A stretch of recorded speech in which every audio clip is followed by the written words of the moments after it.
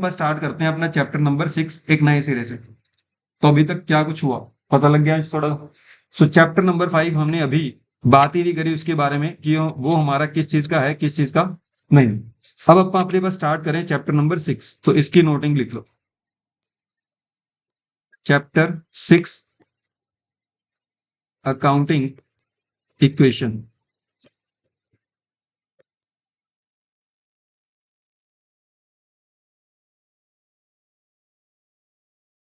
तो हमारे पास मैथ्स में कई बारी क्या होता है, कुछ प्लस माइनस करके ना इक्वेशन बन जाती हैं, जैसे कि a plus B is equal to C वगैरह वगैरह। ये इन्हीं को अपन मैथ्स में क्या बोल देते हैं, इक्वेशन। ठीक है, यही चीज अपने पास ना अकाउंट्स में भी बनती है। अकाउंट्स में क्या होगा, आप अपने बिजनेस में जितना अपने घर से पैसा लेके आओगे उसको क्या बोला जाता था, कैपिटल। अगर आपको कुछ और पैसा चाहिए तो बाहर वालों से उधार मांग लोगे, वो उधारी को क्या बोला जाता था, लाइबिलिटीज। आपके पास इन दोनों से जितना पैसा आएगा ना बिजनेस में, आप उतना ही पैसा लगा पाओगे और उतने ही पैसे पैसे की आपके पास क्या होंगी, एसेट्स होंगी। तो बिजनेस में अपने पास ये एक अकाउंटिंग इक्वेशन हमेशा फिट बैठेगी जी, capital plus liabilities will always be equal to assets. For example के लिए अपना ने क्या करा, यहाँ पे इसको लिख लेते हैं। अब तुम लोग जो क्लास लगा रहे हो, मैं अगर तुम्हें कहूं कि जी तुम लोगों ने अपने पास एक नया बिजनेस वेंचर स्टार्ट करना है आफ्टर योर एकेडमिक्स, तो एकेडमिक्स के बाद तुम्हारे घर वालों ने पूछा कि भैया बेटा जी कितने पैसे चाहिए, हमने बोला कि जी पापा जी हमें तो 50 करोड़ रुपए चाहिए। ठीक है, तो जी वो बोलते जी 50 करोड़ तो नहीं है, हमारे पास 40 करोड़ है। तो अगर तुमने या तुम्हारे पेरेंट्स ने एक बिजनेस में 40 करोड़ रुपए अपने सेविंग अकाउंट से निकलवा के बिजनेस में लगा दिए, तो ये 40 करोड़ तो तुम्हारी क्या होगी, कैपिटल। बट तुम्हें चाहिए तो 50 करोड़, क्योंकि 50 करोड़ की एसेट्स आएंगी जी, लैंड बिल्डिंग चाहिए, प्लांट एंड मशीनरी चाहिए, ये चाहिए, फर्नीचर फिक्चर, खूब सारी चीजें चाहिए। उसके लिए तुम लोग एस्टिमेट बना चुके हो कि हमें 50 करोड़ रुपए चाहिए। पेरेंट्स अगर 40 करोड़ दे दें तो क्या करोगे, बैंक लोन जाएंगे, उनको बोलेंगे कि सर हमें क्या करो, बैंक लोन दे दो जी एक। वो बोलेंगे जी सर आप करोगे क्या, हम लोग बोलेंगे कि बिजनेस करेंगे। तो क्या इस तरीके से लोन दे देते हैं, बिल्कुल दे देते हैं। अभी तक तुम्हारा एक मिथ था, सीए दिलवा देगा जी। सीए के पास जाना, सीए को बोलना कि सर ऐसे करो हमने एक बिजनेस स्टार्ट करना है। सीए बोलेगा जी किस चीज का बिजनेस स्टार्ट करना है, आइडिया समझा दो मुझे। उस सीए को आइडिया समझाना, वो तुम्हारा आइडिया सुन के एक प्रोजेक्ट रिपोर्ट बना देगा और उस प्रोजेक्ट रिपोर्ट में लिख देगा कि जी हाँ जी इस बंदे ने आके मेरे को आइडिया बताया, एंड इसके आइडिया के बिहाव पे मैं ये श्योर करता हूँ कि इस बंदे को इतने करोड़ का प्रॉफिट हो जाएगा। मतलब ये आइडिया चलेगा कि नहीं चलेगा। अगर सीए ने लिख दिया आइडिया चलेगा, उसी की प्रोजेक्ट रिपोर्ट के बेसिस पे तुम्हें क्या मिल जाएगा, लोन। अगर उसने बोल दिया नहीं जी मुझे अच्छा नहीं लगा, तो आपको लोन नहीं मिलेगा। बिना कुछ गिरवी रखे, तो एक सीए के साइन में इतनी पावर होती है, सीए के रिपोर्ट के दम पे तुम लोग 10 करोड़ का लोन ले लोगे। क्या कुछ गिरवी रखना है इसके लिए अभी, नहीं। 50 करोड़ हो गए, जो तुम्हें खरीदना और बाइंग करनी है, शॉपिंग करनी है, कर लोगे। कितने से एसेट्स खरीद पाओगे अब, 50 करोड़। क्लियर हो। मुझे ये बताइए जरा कि जो कैपिटल है इसका मतलब समझ आया क्या होता है। कैपिटल बोले तो किसका पैसा, मालिक का, तुम्हारा और तुम्हारे घर वालों का। लाइबिलिटी बोले तो किसका पैसा, आउटसाइडर्स का, उधारी का पैसा। फिर आता है इस एसेट से खरीदोगे क्या। अगर मैं कहूं कि चलो तुम्हारे पेरेंट्स ने और तुमने एक लोन लेके 50 करोड़ रुपए अरेंज कर लिए, ये अरेंज करके तुम लोग खरीदोगे क्या कुछ एसेट्स में, मुझे ये तो बताओ। पहली चीज क्या खरीदोगे सबसे पहले, लैंड। बिल्कुल, सबसे पहले दुकान चाहिए, तो इसको बोला जाता है लैंड एंड बिल्डिंग।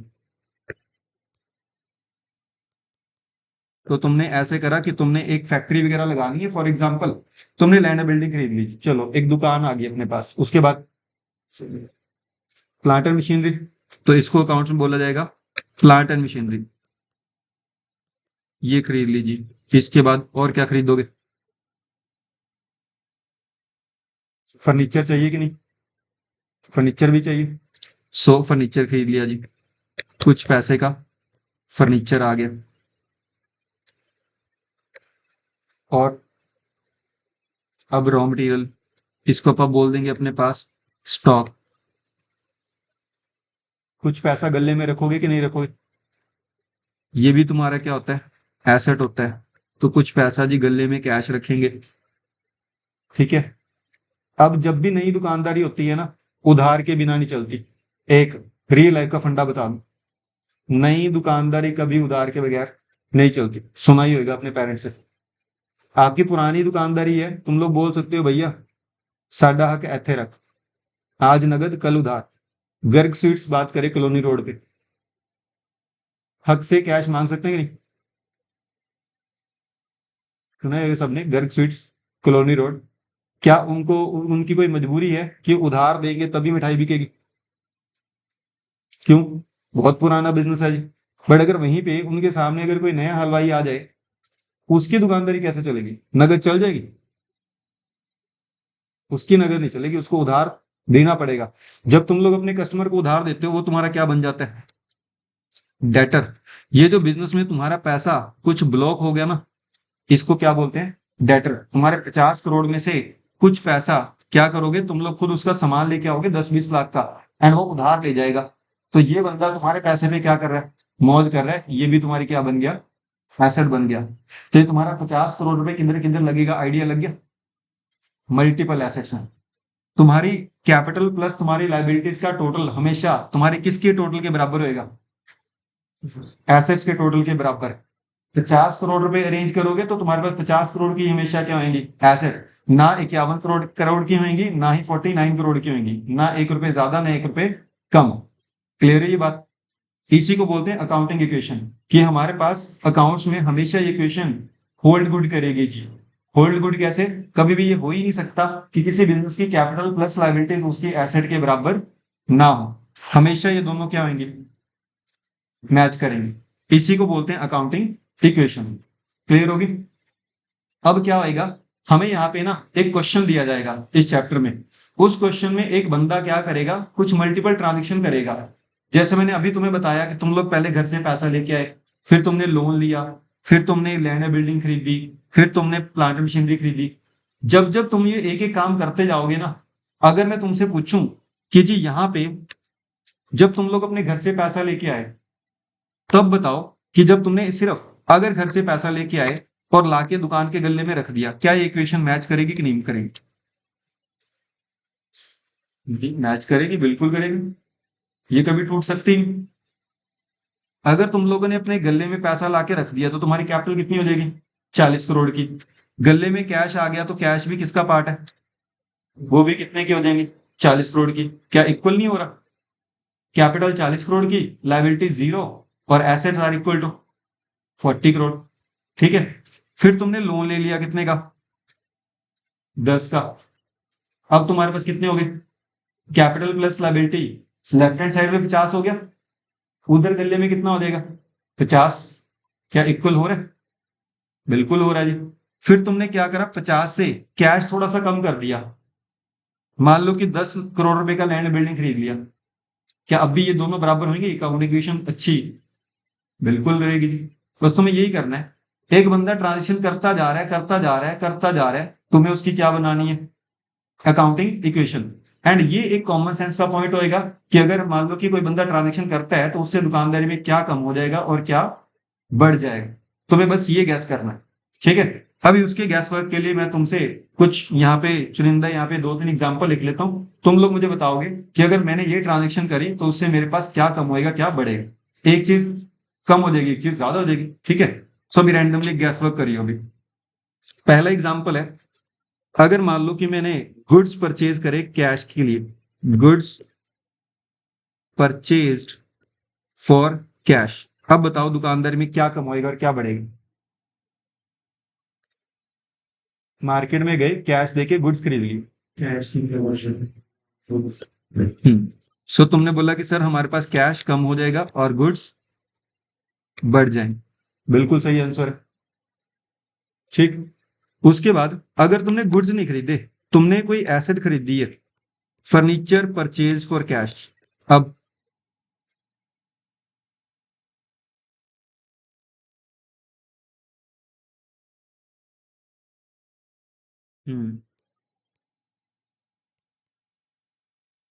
कैश गया और आया क्या? तो ये फर्नीचर क्या हो जाएगा? बिल्कुल सही गैस कर। इस चैप्टर के लिए ना कोई अपने को हार्ड एंड फास्ट कोई साइंस नहीं चाहिए कि जी ये फॉर्मूला रटना है, ये रटना है, कुछ नहीं है। नॉर्मल अपने घरों में अपने पेरेंट्स की दुकानदारी देख रहे हो, वही चीज है। बस बात है कि वो जो दुकानदारी से कर रहे हैं ना, उसको तुम्हें लिखना आना चाहिए बुक्स में। ये समझ आई ये बात? ठीक है। अभी अपने पास एक सम ट्राई करते हैं, एंड उसमें तुम्हें आधी से ज्यादा चीजें समझ आ जाएंगी। जो इक्का दुक्का पॉइंट रहे वो मेरे पास साथ के साथ डिस्कस कर लो। अब मैं तुम्हें अकाउंट्स में जब भी कोई प्रैक्टिकल सम करना होगा ना, तो प्रैक्टिकल सम के हर एक के 4 स्टेप बताता हूँ। तुम लोग कोई मर्जी चैप्टर उठा लो, तुम लोग मेरे से वो 4 स्टेप करवा लेना, अपना सम डन होएगा। और उस एक स्टेप में अभी सीबीएसई तुम्हारी हेल्प भी कर देगा। वो तुम्हारे स्कूल्स ने भी कंफर्म नहीं करा है, मैं बताता हूँ। वो है कैलकुलेटर अलाउड करना। 12th वालों को तो सीबीएसई बोर्ड अलाउड करेगा। इस बार तुम्हारे 11th के स्कूल में पता नहीं अलाउ करेंगे नहीं करेंगे, तो चौथा स्टेप उसी के ऊपर डिपेंड है। तो अब यहाँ पे ये कर लोगे नोट डाउन कि अगर तुम्हें कोई भी प्रैक्टिकल स्टेप या प्रैक्टिकल क्वेश्चन करना है ना अकाउंट्स का,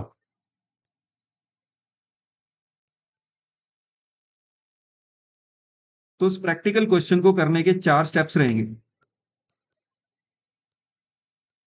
किसी भी चैप्टर के। अगर अपने को क्या करने हैं, कोई प्रैक्टिकल क्वेश्चन करना है, सबसे पहला स्टेप क्या रहेगा? Question reading.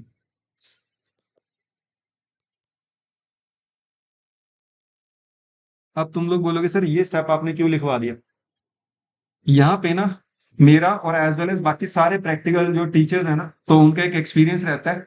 More than 75% of students question ही ढंग से नहीं पढ़ते। हमारे इंडियन स्कूल ऑफ एजुकेशन जो है ना, हमारे पास कोई भी बोर्ड हो गया व्हाट्सएवर, आईसीएसई है, सीबीएसई है, चाहे हरियाणा बोर्ड है, पंजाब बोर्ड है, वो क्या करते हैं, वो दो चीजों के ऊपर बच्चे को टेस्ट करते हैं। या तो बच्चे की मेमोरी टेस्ट करते हैं, या बच्चे की अजम्पशंस, एनालिटिकल स्किल्स। ठीक है। पहले होता था हमारा इंडियन स्कूल इस चीज के ऊपर बड़ा फोकस करता था कि मैं बच्चे की मेमोरी चेक करूं। एक क्वेश्चन दे दिया स्ट्रेट फॉरवर्ड और बोला कि बताओ जी ये इसका आंसर आपको आता है कि नहीं आता। इसके लिए एमबीडीज आती होती थी, और उसमें से रट्टा मारो, क्वेश्चन याद करो, लिखाओ जी। आजकल जो अपना साइंस है ना अपने पास है, जो एजुकेशन सिस्टम है, वो थोड़ा सा प्रैक्टिकल बेस्ड जा रहा है। वो कह रहे हैं बच्चों से क्वेश्चन में कुछ भी डेटा मत छुपाओ, सारा डेटा दे दो उनको, बोलो कि भैया इससे बस हमें सॉल्व करके दे। पहले हमारे पास क्या होता था, क्वेश्चन में अजम्पशन लेनी होती थी कि भैया ये चीज नहीं दी ना क्वेश्चन में तो ये मान लो, ये नहीं दी तो ये मान लो। और आजकल स्कूल एजुकेशन ये कम करता जा रहा है। वो कह रहा है अजम्पशंस क्या कर दो, कम, प्रैक्टिकल चीजें बढ़ा दो। और वो प्रैक्टिकल चीजों में बच्चों को एक आदत है, कुछ क्वेश्चन थोड़ा सा पढ़ने के बाद उसके बाद स्किप करने की। स्किप नहीं करना।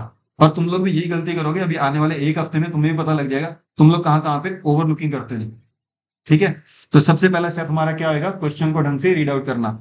नेक्स्ट, अकाउंट्स का अगर कोई भी सम करना है तो उसके लिए ना एक स्पेसिफिक फॉर्मेट है। अकाउंट्स का अगर अपने को कोई भी सम करना है तो उसके लिए स्पेसिफिक क्या है, फॉर्मेट है जी। ठीक है। अब फॉर्मेट जैसे कि आगे चल के तुम्हें जर्नल बनाना है, जर्नल का अलग फॉर्मेट है। तुम लोग अगर कोई अकाउंट बनाओगे तो उसके लिए अलग फॉर्मेट है। एक अकाउंट्स वाला बंदा आधी जिंदगी में तो फॉर्मेट बनाता रह जाता है, क्योंकि हर एक क्वेश्चन करने से पहले क्या बनाना है, फॉर्मेट। तो तुम्हें पता होना चाहिए कि अगर कोई भी चैप्टर स्टार्ट कर रहे हो तो उसमें फॉर्मेट कैसा बनेगा।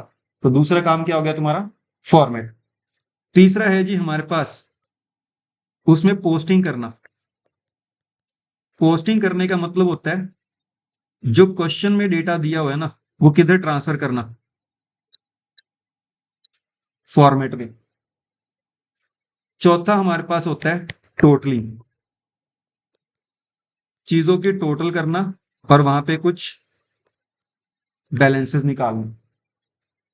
अब जो चौथा स्टेप है उसमें शायद सीबीएसई 12th वालों को तो रिलैक्सेशन अनाउंस कर चुका है कि भैया आप बेसिक कैलकुलेटर लेके जा सकते हो। नहीं तो इसके पहले तो बच्चों को सीखना पड़ता था हर एक कैलकुलेशन को। वो कैलकुलेशन पहले फेयर पेज पे कर ली, फिर कॉपी के पीछे जाके उसको सॉल्यूशन कर रहे हैं, फिर आगे लाके उसका आंसर लिख रहे हैं। शायद तक वो प्रैक्टिस इस बारी तुम्हारी भी बंद हो जाए एंड स्कूल तुम्हें कैलकुलेटर अलाउ कर दे।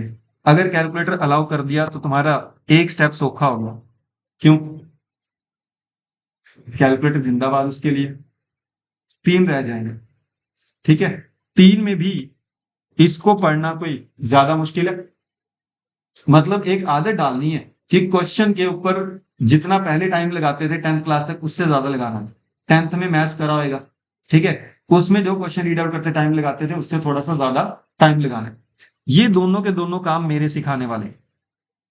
अभी आज मैं भी तुम्हारे पास ये कह रहा हूं कि तुम्हें एक अकाउंटिंग इक्वेशन वाला जो सम है ना, वो सॉल्व करके देता हूं और देखते हैं कि ये चारों सम कैसे होंगे जी। तो अपना फर्स्ट अनसॉल्व सम चेक करो इस अकाउंटिंग इक्वेशन वाले चैप्टर का। फर्स्ट अनसॉल्व,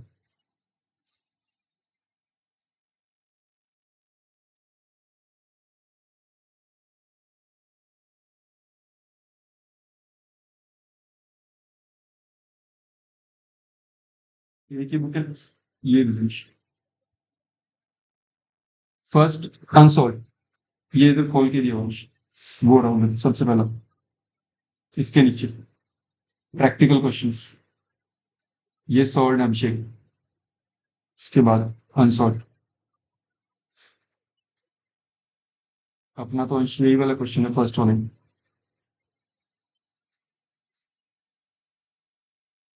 वो रहा उधर राइट हैंड साइड पे बिल्कुल बॉटम। ये फर्स्ट क्वेश्चन है प्रैक्टिकल। अभी मैंने तुम्हें ना कोई इलिस्ट्रेशन नहीं सिखाई, कोई कुछ नहीं सिखाया, ठीक है। तो अभी अपने पास पहले तो क्वेश्चन पढ़ लो क्या दिया हुआ है। क्वेश्चन ने ऊपर टाइटल बार में क्या बोला हुआ है कि क्या बनाना है, अकाउंटिंग इक्वेशन बनाने को बोला है। उसके नीचे तुम्हें एक बॉक्स में क्या कुछ दिया हुआ, कुछ बिजनेस ट्रांजेक्शन दी हुई है कि एक बंदे ने अपना बिजनेस स्टार्ट करा और वो बिजनेस में क्या कुछ कर रहा है जी। तो ऐसे मान के चलो कि हर एक दिन वो एक ट्रांजेक्शन करता है, तो पहले दिन उसने क्या ट्रांजेक्शन करी है बताओ। बिजनेस स्टार्ट करे, कितने रुपए लगा के, 1 लाख। इसका तुम लोग इमेजिनेशन करो कि बंदे ने क्या कराएगा।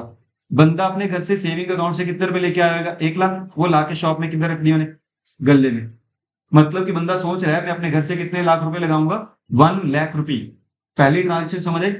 इससे क्या होएगा, दुकानदारी में सोचो कि कैश आएगा कि जाएगा, दुकान में आएगा जी, और उसके घर से जाएगा। दोनों अपने को एक ही मानने के अलग अलग, अलग अलग मानने, ठीक है। तो इससे क्या होगा, कैश बढ़ जाएगा और एक क्या बढ़ जाएगी, कैपिटल। ठीक, उसकी अगली ट्रांजेक्शन वो क्या कर रहा है, अब उस 1 लाख रुपए में से कुछ पैसे से वो क्या खरीद लाया, फर्नीचर, कितने रुपए का, 5,000। तो दैट मीन्स 5,000 दे और फर्नीचर आ गया। अगली ट्रांजेक्शन, गुड्स परचेज करे, जो बेचना है, जिसका काम धंधा करना है, वो कितने के, 20,000। कैश में कि क्रेडिट में, ये चेक करो। सिर्फ परचेज गुड्स लिखा है तो कैश मानना है। फिर उसके बाद फोर्थ ट्रांजेक्शन, अब उधार और गुड्स परचेज कर लाया, पहले वाली कैश है, अब ये उधार है। दूसरी बार फिर गुड्स परचेज कर लाया जी। अगली बार पांचवा, रेंट पे करा जी, खर्चा हो गया। छठा, 40,000 वाले गुड्स 20% प्रॉफिट, मतलब 8,000 के प्रॉफिट पे 48,000 के बेच दिए। बस 6 ही ट्रांजेक्शन है ना। ये उसने जो करी है एक्टिविटीज, इसको अपन अकाउंट्स में क्या बोलते हैं, बिजनेस ट्रांजेक्शंस। तुम्हें क्या करना है, इन बिजनेस ट्रांजेक्शंस को एक फॉर्मेट में फिट करना है, and that format is called accounting equation. समझ आया। तो देखो मैंने सबसे पहले क्या काम करा, क्वेश्चन रीडिंग होगी मेरी। क्वेश्चन मेरे को क्या बोल रहे हैं, भैया इन 6 ट्रांजेक्शन को अकाउंटिंग इक्वेशन में क्या कर दो, फिट कर दो। पहला काम क्लियर। दूसरा काम अपना क्या, फॉर्मेट समझना। अब मेरी आदत है, मैं ना किसी भी चीज का, एक होता है ना कि कॉम्प्रिहेंसिव फॉर्मेट समझ लेना, मैं हर एक चीज का तुम्हें पहले ही कॉम्प्रिहेंसिव क्वेश्चन बता दूंगा कि इससे ज्यादा उसमें कोई चीज ऐड नहीं होगी। अब तुम लोग अकाउंटिंग इक्वेशन के जब फॉर्मेट बनाओगे ना, किसी में 5 कॉलम बनते हैं, किसी में 6 बनते हैं, किसी में 7 बनते हैं, तो डिपेंडिंग अपॉन कॉलम अलग अलग बनते हैं। मैं तुम्हें पहले ही एक ही फॉर्मेट दे दूंगा फिक्स कि तुम लोग ये फॉर्मेट बना लेना, तुम्हारे सारे क्वेश्चन उसी फॉर्मेट में हो जाएंगे। ज्यादातर स्टूडेंट क्या करेंगे, पहले क्वेश्चन के लिए ना एक 5 कॉलम वाला फॉर्मेट बना लेंगे, अगले वाले क्वेश्चन में फिर 6 का बनाएंगे, अगले वाले में 7 का बनाएंगे, अगले वाले में 8 का बनाएंगे। ठीक है, अगर तुम लोग शुरू से ही 8 का बनाने लग जाओ तो सारी दिक्कत दूर है। ठीक, तो अभी तुम लोगों को यहाँ पे फॉर्मेट समझना है जी। क्वेश्चन रीडिंग क्लियर सबको। अब देखो कि अकाउंटिंग इक्वेशन का फॉर्मेट कैसे बनेगा जी। अकाउंटिंग इक्वेशन के लिए ना हमें वो वाइड वाली कॉपी चाहिए। एक वाइड वाली ना अकाउंट्स के लिए कॉपी आती है, मैं तुम्हें दिखाता हूँ कि वो कैसे कॉपी होती है।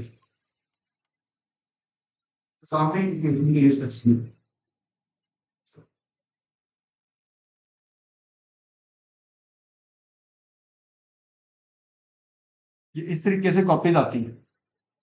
ठीक है, अपनी मार्केट में ट्राई कर लेना। आज तो इसी कॉपी पे एक बारी काम चला लेते हैं, या फिर अपने पास ये कर सकते हो कि कुछ घर पे अगर A4 साइज शीट्स पड़ी है प्रिंटर में, तो प्रिंटर से 20 शीट निकाल निकाल लियो और उसके ऊपर स्टेपल कर लियो। तो उसको अपने को लैंडस्केप मोड में यूज करना है। ठीक है, सही चीज है। अभी आज फिलहाल जो कॉपी है उसी के ऊपर एडजस्ट कर लोगे। मैं तुम्हें पहले फॉर्मेट बनाना सिखाता हूँ अकाउंटिंग इक्वेशन का, तुम्हें उसको अपने हिसाब से फिर मैनेज करना है। क्लियर हो गया अगला पार्ट? तो अभी यहाँ पे फॉर्मेट समझ लो। एक बारी अभी पेन नहीं चलाओगे। जब भी अपने को किसी चीज का फॉर्मेट बनाना है तो उसका टाइटल लिखना है ऊपर। अब मैं जो फॉर्मेट बना रहा हूँ उसका नाम क्या है? Accounting equation. ठीक है, इसका सीधा सा फॉर्मेट है कि अपने पास सबसे पहले ऊपर दो टाइटल बार बना लो, एक और एक दूसरा, दो। ठीक है, अब इसमें तुम्हें डिफरेंट डिफरेंट कॉलम्स बनाने हैं। ठीक है, अब मैं किस किस चीज के लिए कौन सा कॉलम बना रहा हूं ये देखते जाओगे। सबसे पहला कॉलम मैंने बनाया जी अपने पास सीरियल नंबर लिखने के लिए। तो फर्स्ट कॉलम किस चीज के लिए हो गया? Serial number. यहां पे मैं लिखूंगा कि मेरे क्वेश्चन में जो ट्रांजेक्शन नंबर है वो कितनी है। तो पहले क्वेश्चन में कितनी ट्रांजेक्शन आ गई? 6। तो यहाँ पे कितने सीरियल नंबर आ जाएंगे? 6। उसके बाद एक अगला कॉलम बनाओ बिजनेस ट्रांजेक्शन लिखने के लिए। मुझे एग्जामिनर को बताना है कि मैं यहाँ पे कौन सी ट्रांजेक्शन लिख रहा हूँ जी। तो यहाँ पे क्या बोला जाएगा कि अपना क्या लिखेंगे? Business transaction. जैसे कि पहली ट्रांजेक्शन क्या थी? कैपिटल लेके आने की। दूसरी फर्नीचर खरीदने की। तीसरी गुड्स कैश में परचेज करने की। चौथी क्रेडिट में परचेज करने की। पांचवी रेंट पे करने की। छठा गुड्स सोल्ड करने की। तो ये 6 ट्रांजेक्शन लिखता जाऊंगा जी। अब अकाउंटिंग इक्वेशन क्या होती है जी? आपकी एसेट्स इक्वल टू हमेशा किसके होनी चाहिए? Liabilities plus capital. क्लियर? आप क्या करो, एक कॉलम किसके लिए बना लो? मालिक की कैपिटल के लिए। एक कॉलम किसके लिए बना लो? लाइबिलिटीज के लिए। अब इसके नीचे जो कॉलम बनेंगे वो किसके होंगे? एसेट्स के। ये 2 भी बन सकते हैं, 3 से भी काम चल सकता है, 4 से भी चल सकता है, डिपेंडिंग अपॉन क्वेश्चन। अब इस क्वेश्चन में एक तो उसके पास कैश है और एक स्टॉक है, एक फर्नीचर है। 3 से मेरा काम चल जाएगा। मैक्सिमम पता कितनी बनेगी? 5। जैसे जैसे क्वेश्चन आगे जाता जाएगा वैसे वैसे लाइबिलिटीज के 2 कॉलम बनेंगे, कैपिटल का 1 से काम चल जाएगा, एंड एसेट के मैक्सिमम कितने चाहिए होंगे? 5। तो मेरी आदत होती है पहले ही 5 बना लेता हूं, बट अगर आज अपन ने 5 बनाए तुम्हारी कॉपी में थोड़ी सी एडजस्टमेंट मुश्किल हो जाएगी। तो अपन जितने चाहिए उतने ही बना लेते हैं। तो एसिड के अंडर अपन कितने बना ले इस क्वेश्चन के रिक्वायरमेंट के अकॉर्डिंग? 3। ठीक है, सो ये हमारे पास हो जाएंगे फर्स्ट, सेकंड एंड थर्ड। इस बंदे के पास बताइए कौन कौन सी एसेट थी। एक तो क्या था इसके पास? कैश। दूसरा इसने क्या खरीदा? वो गुड्स देखिए जो लास्ट में सेल करें, ये कैश है कि क्रेडिट है? कैश। फिर यहां पे अपने पास फर्नीचर। ठीक है, लाइबिलिटीज में हमारे पास क्रेडिटर भी लिख सकते, जिस बंदे को अपन ने पैसे देंगे। ये है उसका फॉर्मेट। फॉर्मेट क्लियर हो गया? अब मैं यहाँ पे तुम्हारे बिहाफ पे मैं इक्वेशन लिखता जाता हूं, तुम लोग मुझे आंसर बताते जाओगे सर इसमें से क्या चीज बढ़ेगा क्या चीज कम होएगा। सबसे पहला सीरियल नंबर 1, कौन सी ट्रांजेक्शन? Business started. कितने रुपए लेके आया वो बंदा घर से? 1 लाख। इनमें अगर इसने एक ट्रांजेक्शन करी है ना तो उसमें 2 चीजें हिलेंगी। बताओ वो कौन सी 2 चीजें हिलेंगी और अब प्लस होंगी कि माइनस? सोचो और मुझे बताओ।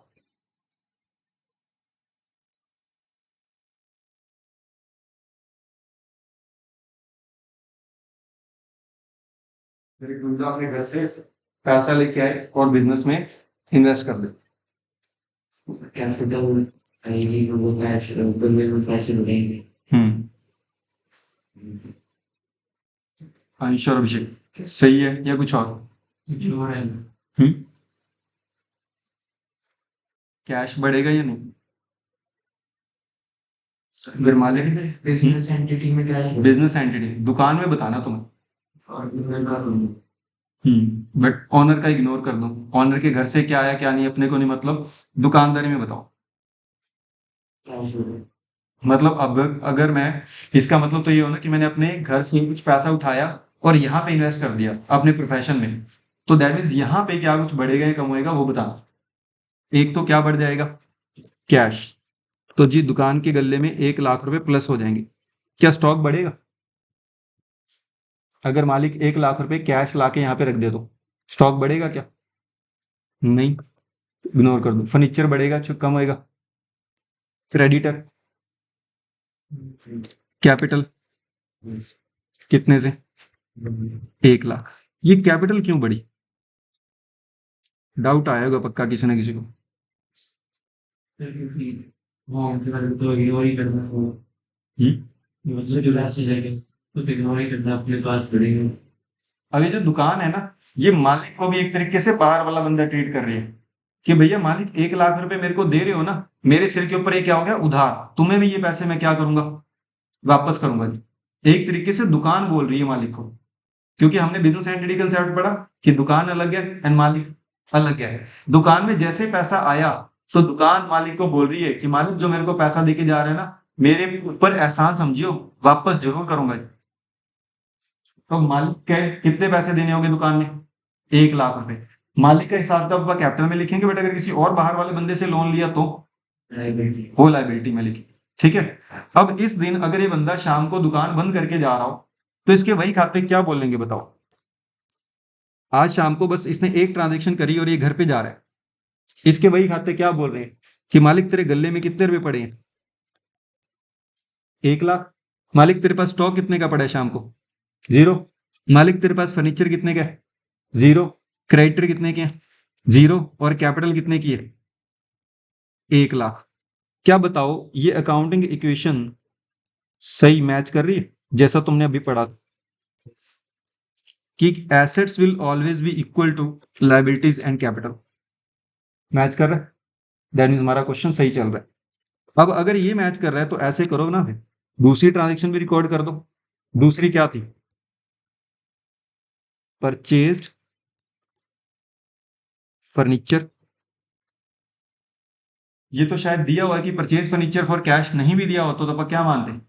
कैश देके फर्नीचर खरीदा जी। अब अग्रिम को छोड़ के अंश और अभिषेक तुम दोनों बताओगे कि क्या कुछ कम होना चाहिए, क्या बढ़ना चाहिए? कैश तो मैं लोन चाहिए। बिल्कुल 5,000 से। तो 5,000 से तुम्हारा कहना है कि जी कैश हमारा कम हो जाएगा, तो माइनस के साइन के साथ 5,000 लिख देता हूँ एंड फर्नीचर में 5,000 प्लस कर देता हूँ। कुछ और आएगा जाएगा तो यहाँ पे अपन कितना लिख दें? 0। अब बताओ शाम को दुकान में क्या कुछ होएगा? अगर अपन ने इस दिहाड़ी सिर्फ एक यही ट्रांजेक्शन करी तो शाम को गले में कितने रुपए होंगे? 95,000 गले में पैसा होएगा। दुकान में सामान कितना होएगा? 0। फर्नीचर कितने का होएगा? 5,000। क्रेडिटर कितने के होंगे? मालिक की कैपिटल के पैसे दें, कितने देने? 1 लाख। क्लियर? ये मेरे पास आ गई नई अकाउंटिंग इक्वेशन। क्या चेक करियो मैच कर रही है ये? एसेट्स का टोटल लाइबिलिटीज और कैपिटल के टोटल के इक्वल है। 95 और 5 1 lakh. Liability plus capital 1 lakh. सही चल रहा है मेरा क्वेश्चन। अगला जी, नेक्स्ट इसने गुड्स खरीदे जी, कैश। परचेज गुड्स कितने के? इससे क्या होएगा? तीनों में से रैंडमली कोई भी बता दो। कैश 20,000 से कम और स्टॉक, ठीक है। सो स्टॉक 20,000 से बढ़ जाएगा। और कुछ आएगा जाएगा? अब बताइए कि अगर सिर्फ इस दिहाड़ी में सिर्फ ये ट्रांजेक्शन करी हो तो गले में पैसे कितने होंगे शाम को? 75,000। गुड्स 20,000 एंड ये 5,000, ये 0 और ये 1 लाख। सही। अकाउंटिंग इक्वेशन चेक करियो मैच कर रही है। फोर्थ ट्रांजेक्शन क्या है? बिल्कुल। सो गुड्स परचेज करें क्रेडिट। अब ये थोड़ा सा ब्रेन टीजिंग करो और बताओ कितने के गुड्स खरीदे? 36,000। तो बताओ अब इसमें क्या कुछ होना चाहिए? लाइबिलिटी में क्यों? बिल्कुल, उधारी बढ़ गई। ये समझ आने लग गया? तो वो बंदा हमारा क्रेडिटर बन गया। जिस बंदे से हमने पैसा लिया है, सॉरी सामान लिया है, वो क्रेडिटर बन गया, तो उसको बढ़ाना पड़ेगा जी। तो बिल्कुल सही कहा तुमने, यहाँ पे 36,000 बढ़ जाएंगे जी। और क्या बढ़ेगा?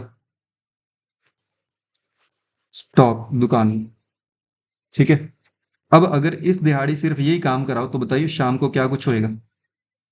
शाम को गले में पैसे कितने पड़े होंगे? 75 और stock 56, furniture 5, creditor 36 and capital 1 lakh. इसको क्या लिख देंगे दोबारा से? Accounting equation. क्या वो अकाउंटिंग इक्वेशन होल्ड गुड कर रही है? मैच कर रही है? 75 प्लस 5 80, 80 है, 56 136। उधर भी कितना टोटल आ रहा है? 136। अगली ट्रांजेक्शन इस बंदे ने क्या करी? रेंट पे कर दिया जी। कितने का? 700 का। उसका बताओ क्या करा जाए? बिल्कुल सही। दूसरा लाइबिलिटी। लाइबिलिटी तो गलत है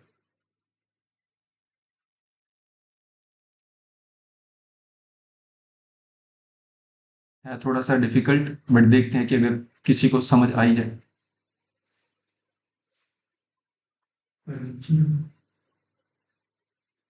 सिंपली कैपिटल कम हो जाएगी। अगर मालिक मान लो कि ये जो दुकान है ना, ये दुकान काम किसके लिए कर रही है? मालिक के लिए। तो यहाँ पे अकाउंट्स में एक बेसिक सा फंडा होता है, अगर मालिक के पैसे की वजह से अगर दुकान को कोई कमाई होती है तो दुकान ने कौन सा अपने साथ लेके जाना? दुकान वो कमाई किसको दे देगी? मालिक को। और अगर दुकान ने कुछ लॉस कमाया या कोई खर्चा हुआ, वो भी ये दुकान किसके पल्ले डाल देगी? उसी के बल्ले। मतलब दुकान बोल रही है भाई मालिक, तेरे 1 लाख रुपए की वजह से मेरे को कुछ भी हुआ तो सारे का सारा मेरे से ले ले। नफा हुआ तो तेरा, नुकसान हुआ तो तेरा। मैं तो एक तरीके से एक आत्मा हूं, मैंने क्या करना है पैसे का? अपने को कोई मोह माया नहीं है। जितना बना वो तेरा। तो अब 700 का खर्चा आ गया, गले में कैश कम हो गया, ये 700 का खर्चा किसके पल्ले डाले? मालिक के पल्ले। कैपिटल क्या कर दो? माइनस। कल को इस 700 की वजह से 7-8 हजार बनेंगे, तब मालिक भागा भागा आएगा। दुकान ये प्रॉफिट किसका? मेरा। तो अगर प्रॉफिट हुआ तो मालिक की कैपिटल क्या कर देना? बढ़ा देना। दुकान को कोई मुंह माया नहीं है, उसने पैसे का क्या करना है? वो जो भी खर्चा होगा वो मालिक के पल्ले डाल देगी, अगर कोई इनकम हुई प्रॉफिट हुई तो वो भी मालिक के पल्ले दे देंगे। तो अब बताओ फाइनली क्या करें रेंट पेड का? एक किधर से माइनस होएगा? कैश से। और एक किधर से माइनस होएगा? इधर से। अब बताओ कि शाम को गले में कितने पैसे बचे? 74,300, stock 56, furniture 5,000, creditor 36 and capital 99,300। तुम लोग बोलोगे ये तो बंदे का नुकसान ही करवा दिया अपन ने। ठीक है, बट अब अगली ट्रांजेक्शन देखो। अगली ट्रांजेक्शन में वो कह रहे हैं कि दुकान ने क्या करा, 40,000 रुपए का सामान 20% प्रॉफिट पे, और 40,000 का 20% कितना होएगा? 8,000। 8,000 के प्रॉफिट पे किसी को बेच दिया, मतलब उससे कितने रुपए लिए? 48,000। बताओ क्या प्लस माइनस होना चाहिए? तो यहाँ पे ट्रांजेक्शन नंबर 6 और क्या बोलेंगे? Sold goods. अब जी अग्रिम ने कहा कि सर कैश बढ़ा देना चाहिए। मानता हूं जी, मैं एग्री करता हूं कैश बढ़ेगा अगर सेल होगी तो। कितना? 8,000 गलत है। 48 से क्या गलती कर दी अपन? सिर्फ प्रॉफिट थोड़ी ना आएगा। 8,000 लेके थोड़ी ना 40,000 के गुड दे देंगे। 48,000 के बेच रहे हैं, 40,000 वाला सामान 48,000। तो यहाँ पे कस्टमर से आएगा 48,000। तो गले में कैश कितना बढ़ गया? 48,000। कैश थोड़ी ना दिए, गुड्स दिए।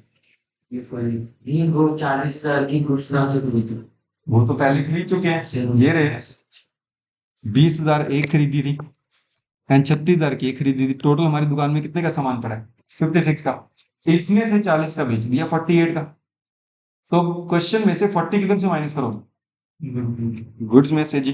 बिल्कुल। तो यहाँ पे बोलोगे भैया 40 के गुड्स गए, बट 40 के बदले में गले में कैश कितना आ गया? 48। तो सामान कितने का गया? 40, बट आगे 48। 8,000 का डिफरेंस आ। इसका क्या करें? बिल्कुल सही। अगर नफा लॉस पिछले में तूने कहा मालिक के पल्ले डाला, तो प्रॉफिट भी किसके पल्ले? मालिक के पल्ले। तो प्रॉफिट से 8,000 हो जाएगा प्लस। यहाँ पे मेरा सम हो गया ओवर। जब इस तरीके से तुम्हारा क्वेश्चन पूरा हो जाएगा ना, दुकानदारी की सारी ट्रांजेक्शन तुम लोग रिकॉर्ड कर दोगे, तब इसको ना अकाउंटिंग इक्वेशन नहीं लिखोगे, इसको बोला जाएगा फाइनल अकाउंटिंग इक्वेशन। ठीक है, अब बताओ गले में कितने रुपए होंगे एट द एंड? 74 और 48, सो 1,22,300 शायद।